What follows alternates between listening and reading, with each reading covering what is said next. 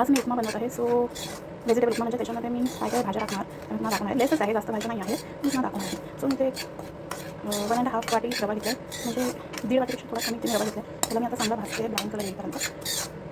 ज्यावेळी आपण रवा भाजतो त्यावेळी जेव्हा आपण कढाईमध्ये टाकतो भाजायला तेव्हा तो जड असतो, पण एकदा तो व्यवस्थित आपल्याला कळतो, कलर चेंज होतो, त्यावेळी तो रवा हलका होऊन जातो. आणि आपल्याला हा रवा जो आहे हा ब्राऊन होईपर्यंत भाजायचा, एकदम करपून पण नाही द्यायचा आहे, लाईट ब्राऊन होईपर्यंत. म्हणजे जो उपमा आपण बनवतो ना त्याला रंग छान येतो, म्हणून मी नेहमी प्रिफर करते की रवा चांगला भाजला गेला पाहिजे. सो आता आपण हा भाजतो आहे. रव्याने खूपच रंग चेंज केला आहे, तुम्ही पाहू शकता. आणि जी गॅसची फ्लेम आहे ना ती तुम्हाला मीडियम हीटवर ठेवायची आहे, एकदम पण कमी नाही, एकदम पण जास्त नाही. तर जास्त झाली तर तो जळेल आणि कमी असेल तर तो जरा परतायला वेळ लागणार. सो आपण त्याला मीडियम फ्लेमवर भाजून घेणार आहात. असा आपला खरपूस रवा होता पाहिजे. मी तुम्हाला दाखवते. हा बघा, असा आपला कलर चेंज झालेला आहे रव्याचा. तुम्ही जवळ मी देखील पाहू शकता, रव्याने अक्षरशः त्याचा रंग बदलला आहे, चांगला झालेला आहे तो गोल्डन. हे बघा, मी तुम्हाला दाखवते, खालून वर करते हे म्हणजे तुम्हाला दिसेल. आता तुम्ही बघू शकता की रव्याने खूपच कलर चेंज केला आहे. हा बघा, तुम्ही पाहू शकता, खूप म्हणजे खूपच रंग चेंज केलेला आहे. सो आता मी गॅस बंद करते आणि रवा साईडला काढून घेते. तुम्ही पाहू शकता मी रवा साईडला काढून घेतला आहे. आता आपण उपमा बनवायची तयारी करूया. ओके, मी आता कढाईमध्ये तेल घातलं आहे, तेल चांगलं तापलं आहे. सो मी आता तिथे घालणार आहे राई आणि जिरं.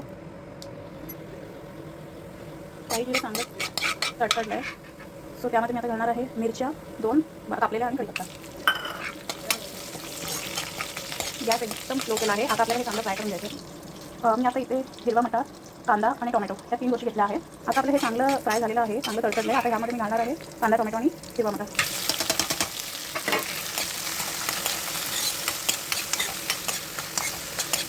मी आता हे मिक्स केलं आहे. तर आता मी आता याला चांगलं हे करून घेते, फ्राय करून घेते. हे थोडंसं जरा फ्राय झालं, थोडंसं कांद्याने आपला रंग बदलला की मग आपल्याला त्यामध्ये पाणी घालायचं. ते पण किती घालायचं मी तुम्हाला सांगते, ज्या पद्धतीत मी घेतले त्याप्रमाणे सांगते तुम्हाला. ह्याला जरा फ्राय होईल. आता तुम्ही पाहू शकता कांदा मस्तपैकी फ्राय झालेला आहे, त्याबरोबरच टोमॅटो आणि बटाटा पण मऊ झाला आहे. तर आता आपण ह्यामध्ये ना 2 वाटी पाणी घालायचं, कारण की आपण जो रवा घेतलेला भाजताना तो आपण 1.5 वाटीपेक्षा थोडा कमी घेतलेला. सो आपल्याला 2 वाटी याच्यामध्ये पाणी घालावं लागेल. 2 वाटी एवढं मी पाणी घातलेलं आहे.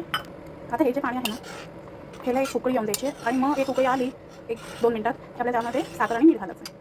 तुम्ही पाहू शकता पाण्याला मस्त उकळी आलेली आहे आणि आपला टोमॅटो आणि बटाटा पण देखील चांगला शिजला आहे. तो मी आता याच्यामध्ये साखर घालते. साखर तुम्ही तुमच्या चवीनुसार घालावी, जशी तुम्हाला आवडते.